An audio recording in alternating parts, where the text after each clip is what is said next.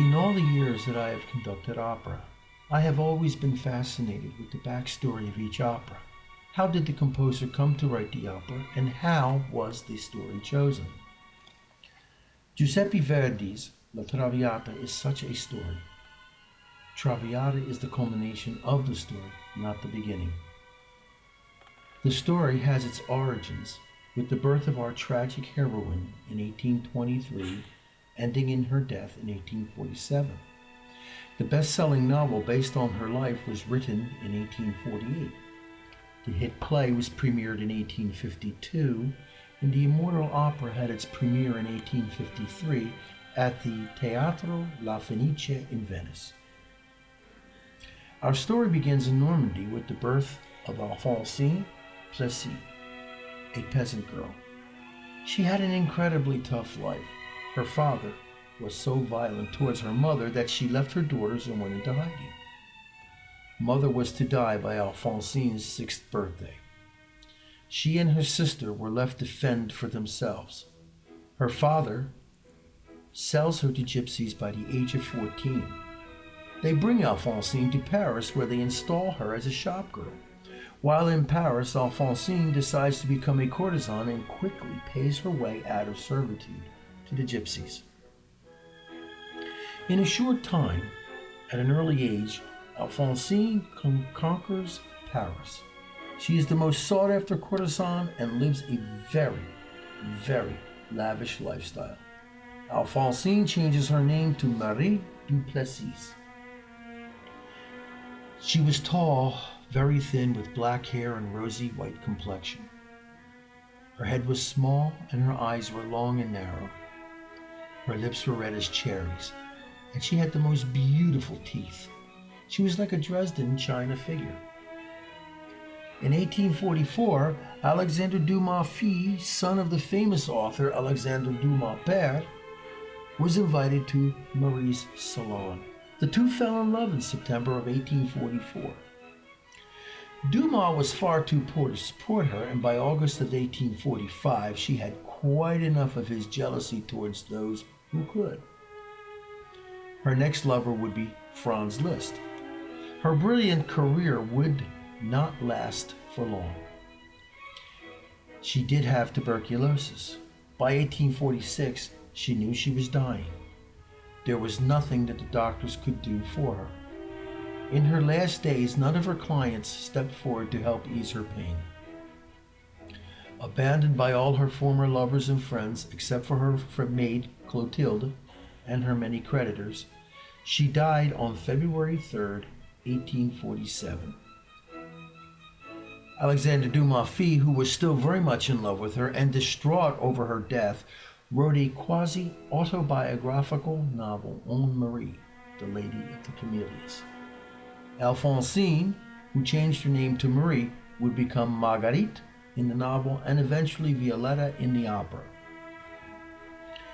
Giuseppe Verdi saw the play in 1852 and was deeply moved to write the opera La Traviata, which premiered in 1853. This is a true story. La Traviata, music by Giuseppe Verdi, libretto by Francesco Maria Piave. Act 1.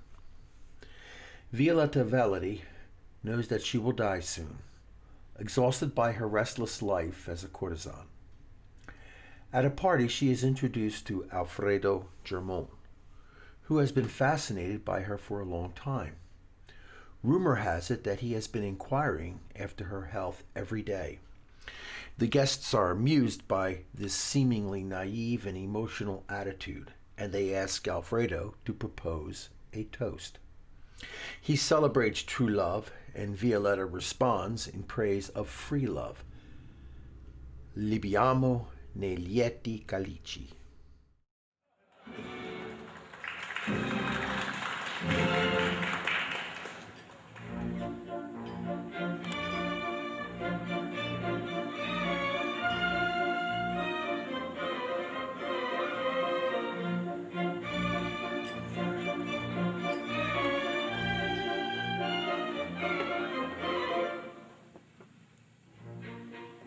Libiamo, libiamo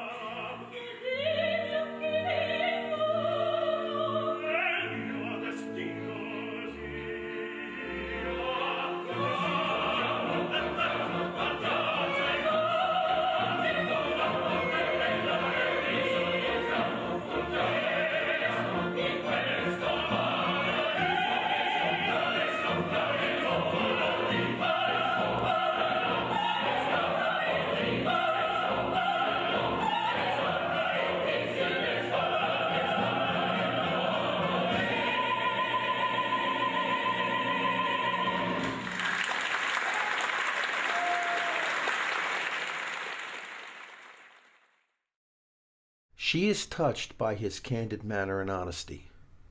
Suddenly, she feels faint, and the guests withdraw.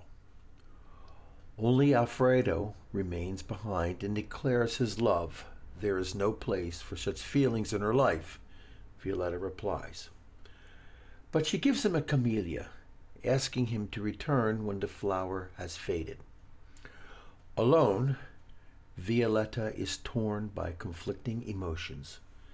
She doesn't want to give up her way of life, but at the same time she feels that Alfredo has awakened her desire to be truly loved. Sempre libera.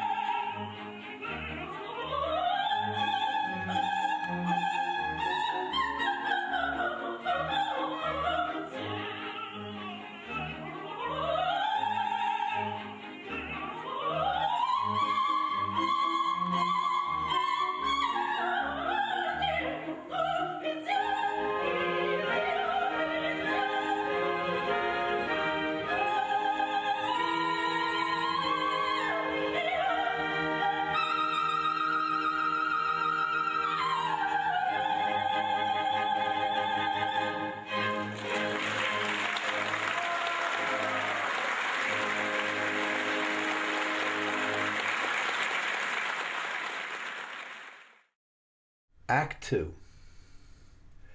Violetta has chosen a life with Alfredo, and they enjoy their love in the country, far from society. Di miei bolenti spiriti.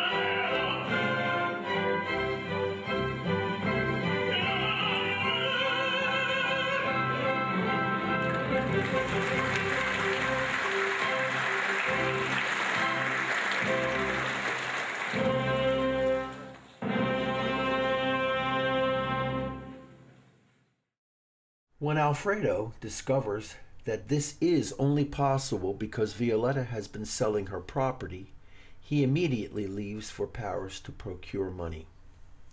Violetta has received an invitation to a masked ball, but she no longer cares for such distractions. In Alfredo's absence, his father, Giorgio Germont, pays her a visit.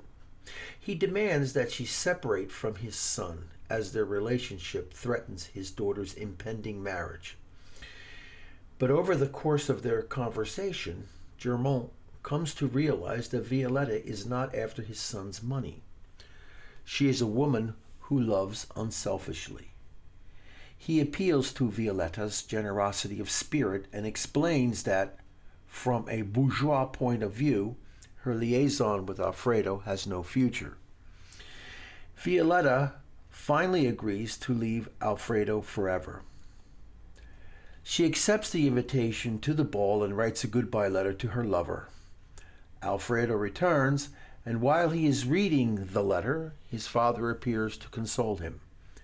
Di Provenza.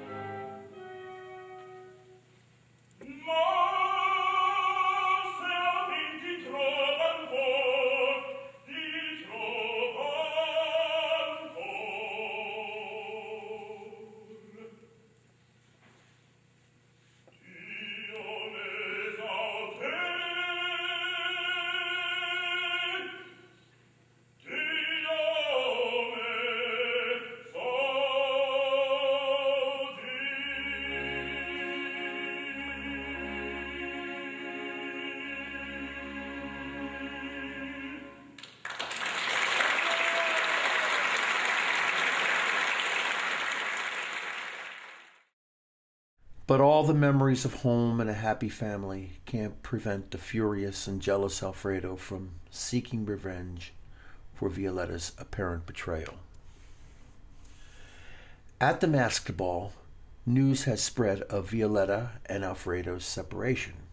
Meanwhile, Violetta and her new lover, Baron Dufault, have arrived. Alfredo and the Baron battle at the gaming table, and Alfredo wins a fortune. Lucky at cards, unlucky in love. When everybody has withdrawn, Alfredo confronts Violetta.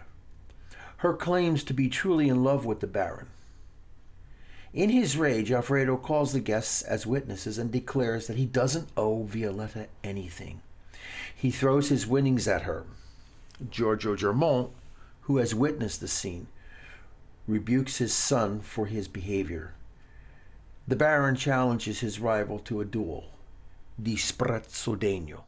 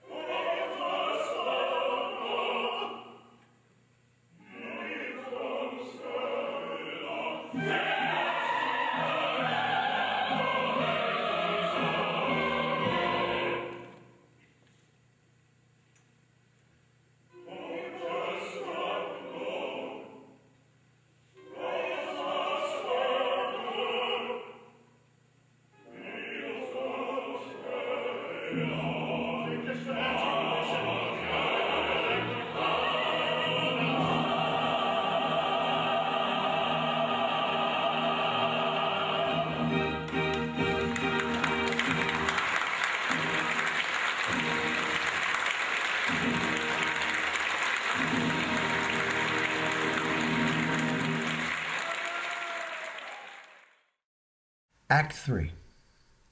Violetta is dying. Her last remaining friend, Dr. Grenville, knows that she has only a few more hours to live. Alfredo's father has written to Violetta informing her that his son was not injured in the duel. Full of remorse, he has told him about Violetta's sacrifice. Alfredo wants to rejoin her as soon as possible. Violetta is afraid that he might be too late. Addio del passato.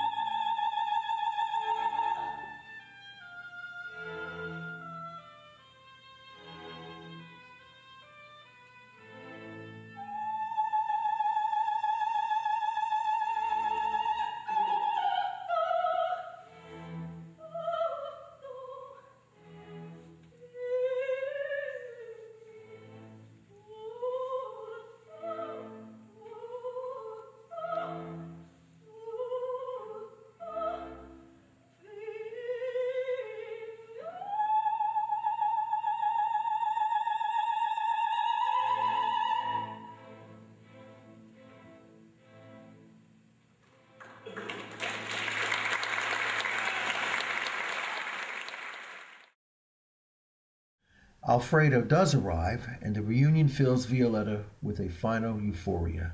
Duet, Parigi o Cara.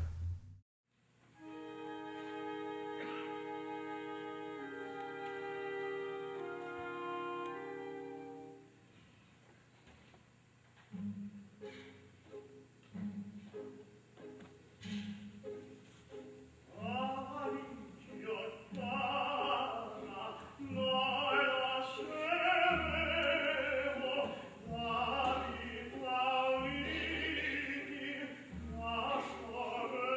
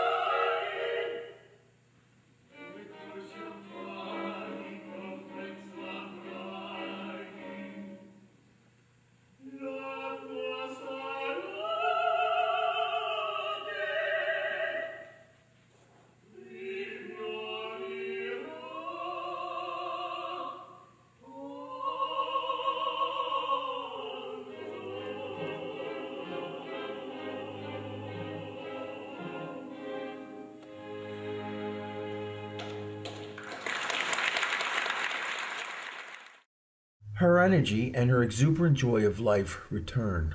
All sorrow and suffering seems to have left her, a final illusion before death claims her. Prendi queste l'immagine.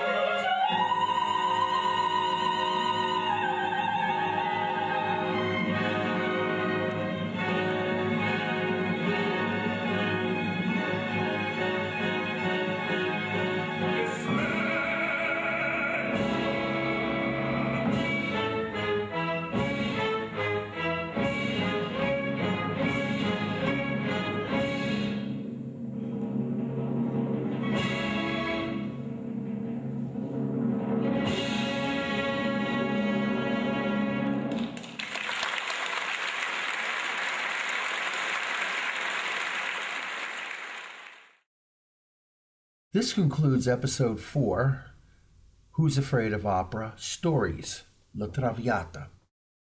Please stay tuned for our 5th episode, which we will be airing in and around the holidays, Christmas and New Year's. Something a little lighter, I think, perhaps a little deflator mouse for the holiday season. Thank you, and see you later.